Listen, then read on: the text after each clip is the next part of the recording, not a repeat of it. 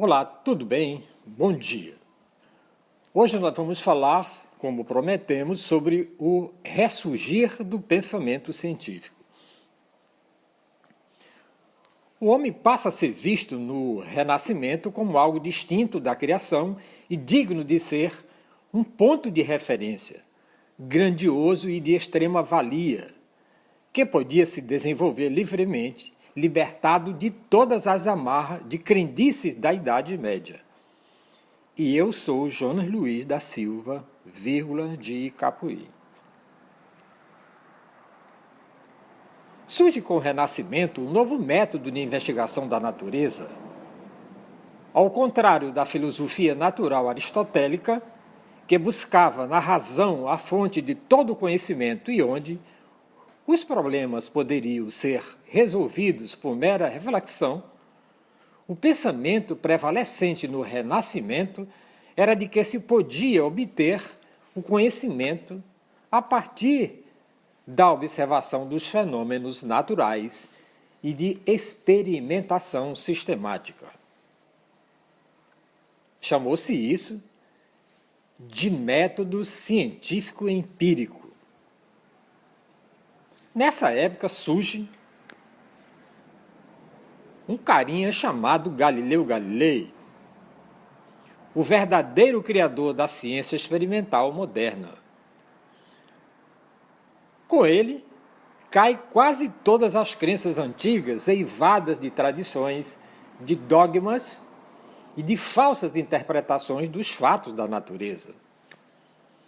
Os experimentos e as medições dos fenômenos naturais passam a ser escritos na linguagem da matemática, que abriu espaço para novas descobertas.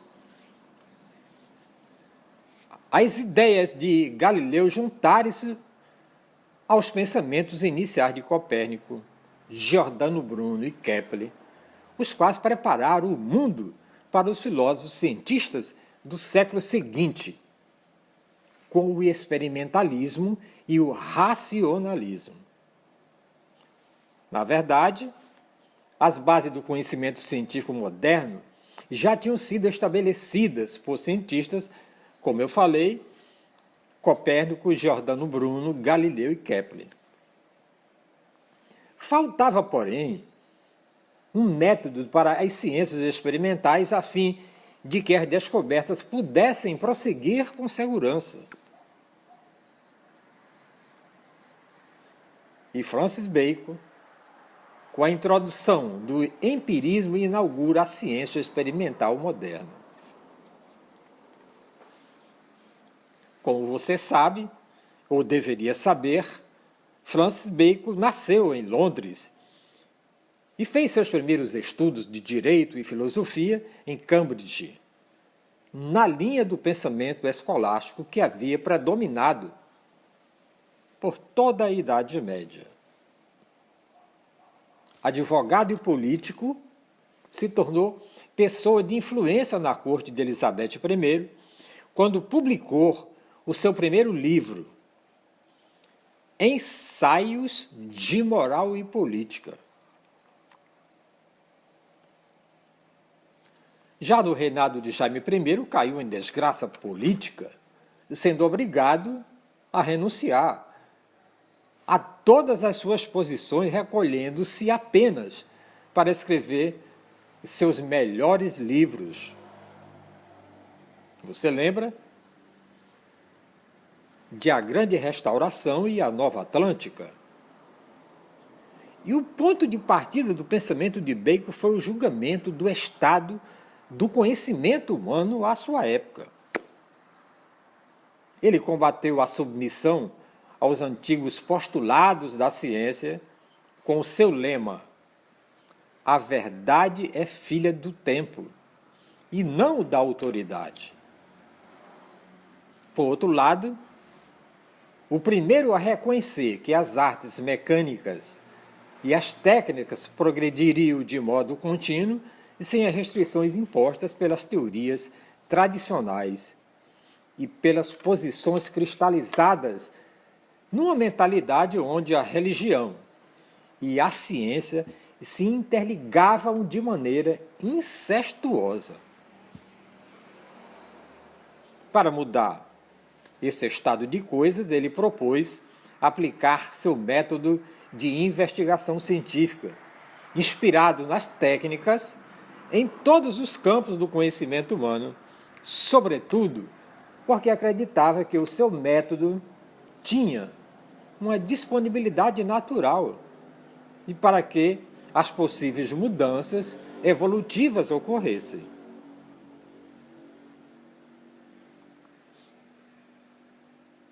A partir de seu livro Nova Ordem, a lógica aristotélica, que até então utilizada por todos os estudiosos daquela época, passa a ser substituída pela experimentação e a dialética, que era a base do método para se chegar ao verdadeiro conhecimento, e passa a ser substituído pela prova física.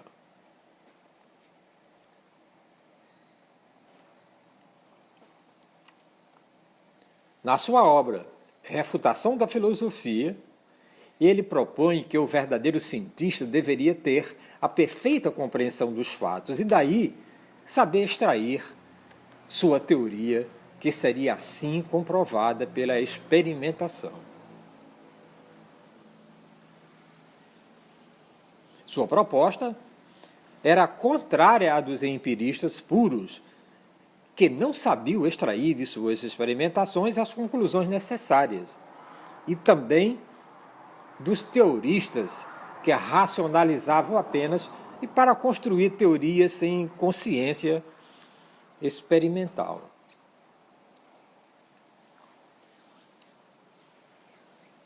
Na obra de Bacon, os sentidos são a parte mais importante para o completo entendimento dos fatos e para, a partir deles, elaborar o pensamento e a compreensão científica. Além disso, Bacon compreendeu que na sua formação o homem está impregnado de formas e símbolos, dos quais ele precisa se desfazer para a correta compreensão dos fatos.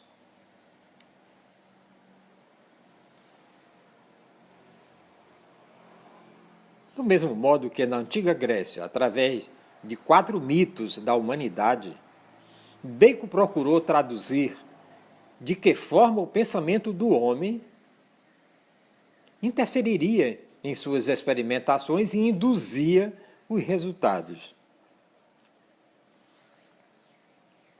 O primeiro seria o mito da tribo, através do qual o homem projetava sobre o experimento sua própria estrutura, acabando por dar uma visão humana sobre os fenômenos naturais, procurando uniformidade e regularidade que estivessem mais de acordo com a sua própria maneira de ser. O outro mito seria o mito da caverna, muito conhecido, onde o homem tentava reproduzir suas próprias experiências de vida, impregnando a experiência científica com as suas próprias ilusões, aspirações e a sua imaginação.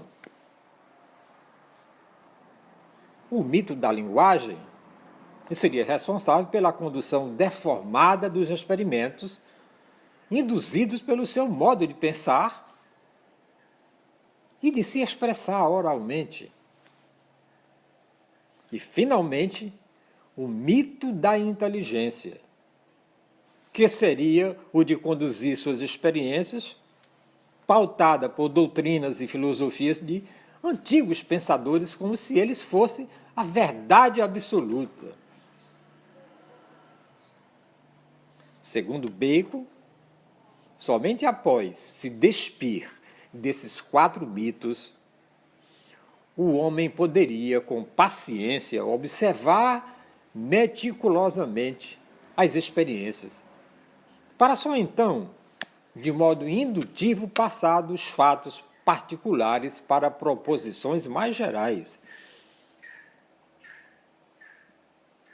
Ao contrário da indução aristotélica, que procurava uma simples enumeração dos fatos, simples para induzir uma generalização. A indução, proposta por Bacon, se revestia de 3 etapas necessárias para se compreender a forma segundo a qual era a verdadeira essência dos fatos. Na primeira etapa, seria construída uma tabela onde se registrariam todos os casos em que um determinado fato tivesse ocorrido. Na segunda tabela, se registrariam todos os casos semelhantes aos anteriores, onde aqueles fatos não tivessem ocorrido. E na tabela seguinte seriam registradas todas as variações manifestadas por aquele fenômeno. A comparação e análise dessas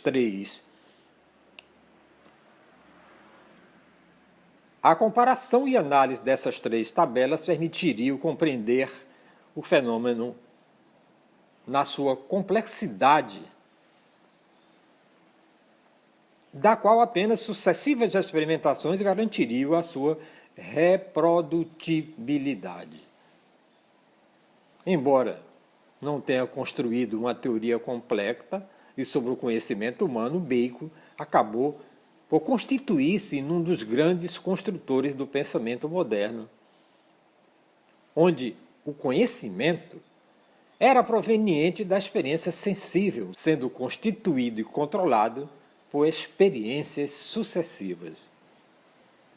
Segundo suas palavras, busca-se assim construir uma ciência viva, progressiva, sobretudo útil à humanidade em contraposição ao verbalismo estéril e às elucubrações medievais. A aliança estreita entre o experimental e o pensamento racional formou o conceito básico de Bacon, onde a experimentação foi sempre a fonte de validação de todos os conhecimentos adquiridos. Por hoje é só, mas amanhã nós vamos saber o que pensava um carinha chamado Descartes. E eu sou Jonas Luiz da Silva Vieira de Capuí e continuo apelando para que você se inscreva no nosso canal no YouTube Jardim do Éden TV. Eu sou Jonas Luiz da Silva Vieira de Capuí e muito obrigado pela sua audiência. Eu vejo você amanhã.